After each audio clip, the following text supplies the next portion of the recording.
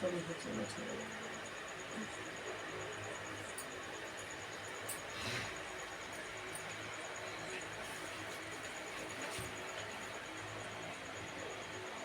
हाँ दोस्तों, स्वागत है हमारे ब्लॉग में आप सभी को।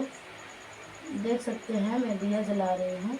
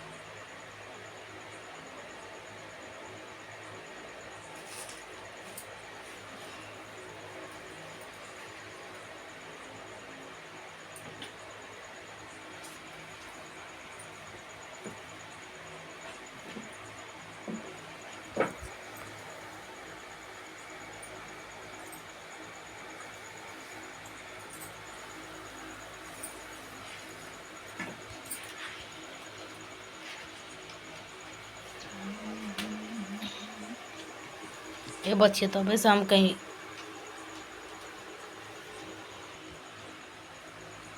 यह व्रत अति प्राचीन से है। इस समय प्रचलन महाभारत से भी पूर्वाकाल का है। यह व्रत सौभाग्यवती महिलाओं के लिए है, उत्तम माना गया है। सामान्य के अनुसार सुहागिन इस व्रत को अपने सुहाग पति की दीर्घ आयु के लिए रखती है। कहा जाता है इसे पांडवों की पत्नी द्रौपदी ने किया था। यह व्रत कार्तिक कृष्ण पक्ष की चंद्रोदय चतुर्थी को किया जाता है। दोस्तों, मैं एक कथा पढ़ रही हूँ और शायद तो मेरे पास इतना टाइम नहीं है, दूसरे कोई वीडियो बना रहा है तो थोड़ा ही कथा सुना पाएगा। आप सब जितना सुना पाएगा उतना आप सब सुन सकते हैं। कार्तिक मास के कृष्ण पक्ष की चतुर्थी को करवा चौथ कहते हैं। इस सुहागिन स्त्रियों के लिए यह सब बहुत ही श्रेष्ठ व्रत है। स्त्रियां इस व्रत को पति की दीर्घ जीव होने के लिए करती हैं। इस समय सुहागिन स्त्रियों चावल पीसकर दीवार पर पांच पौंद बनाती है, जिसमें वर कहते हैं।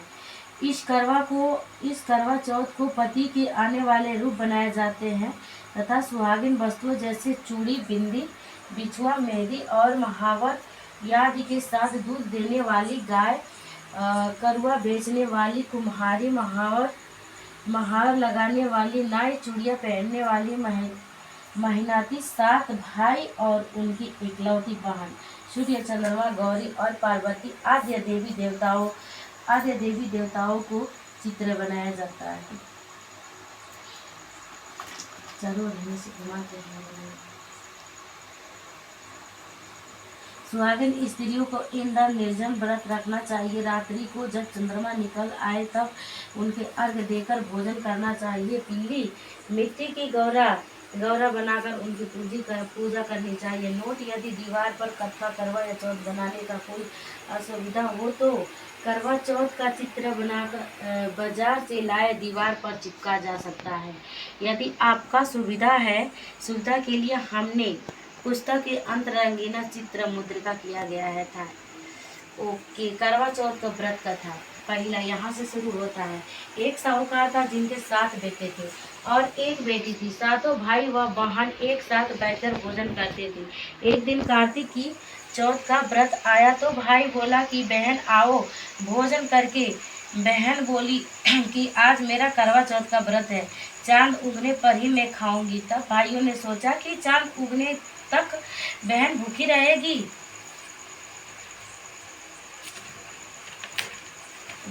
रहेगी। तो एक भाई ने दिया जलाया, दूसरे भाई ने छिलका लेकर उसे ढका और निकला चांद दिखाकर बहनों से कहने लगा, चल चांद उग आया है अर्घ दे लो। बहन अपनी भविष्य से कहने लगी कि चलो चलो अर्घ देने। भाभिया बोली तुम्हारा चांद उगा है, हमारा चांद तो चांद को भी उगेगा। बहन ने जब अकेले ही अर्घ दे दिया तो और खाने लगी। तो पहले ही गिरस में बाल आया, दूसरे ही गिरस कंकड़ आया। अकेले ही अर्घ दे दिया और खाने लगी। पहले से ही गिरस में बाल आ गया, दूसरे गिरस में कंकड़ आ गया और तीसरे गिरस में मुंह और किया तो उसकी ससुराल से संदेश आया कि उनका पति बहुत बीमार है, जल्दी भेजो। माँ ने जब लड़कियों को विदा किया तो कहा कि रास्ते में जो भी मिले उनको पांव लगना और जो कोई सुहागिन आशीष दे दे उसे पल्ले में गांठ बांधकर उसे कुछ रुपये दे देना। बहन भाइयों की विदाई हुई तो रास्ते में जो मिली उसे आशीष दे दी। तुम 7 भाइयों बहन, तुम्हारे भाई सुखी रहे और तुम उनका सुख देखो। सुहाग का आशीर्वाद किसी ने नहीं दिया। जब तक वह ससुराल पहुंची तो दरवाजे पर उनकी छोटी ननद खड़ी थी। वह उसे भी पाँव लगी तो उसने कहा कि सुहागिन रहो, सपूती हो। तो उसे कहा, यह सुनकर पल्ले में गांठ बांध दी और ननद की सोने की सिक्का दे दिया। तब भीतर गई तो सास ने कहा कि पति धरती पर पड़ा है तो उसे पास जाकर उसकी सेवा करने लगी।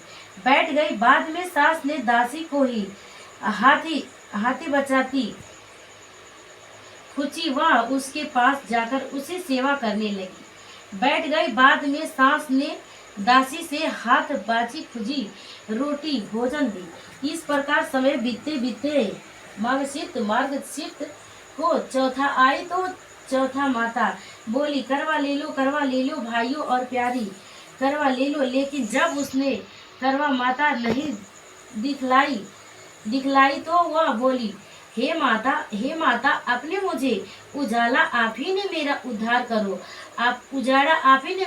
करो, आपको मेरा सुहाग देना पड़ेगा।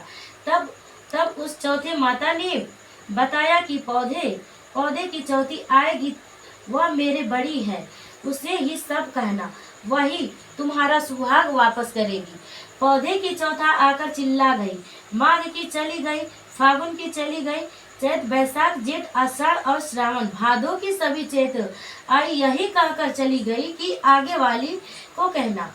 सब जन की चौथाई आई तो उसने बताया कि तुम सब कार्तिक की चौथा नाराज है, उसी ने तुम्हारा सुहाग लिया है, वही वापस कर सकती है। वही आई तो पांव पकड़कर विनती करने लगी, बताकर वह भी चली गई।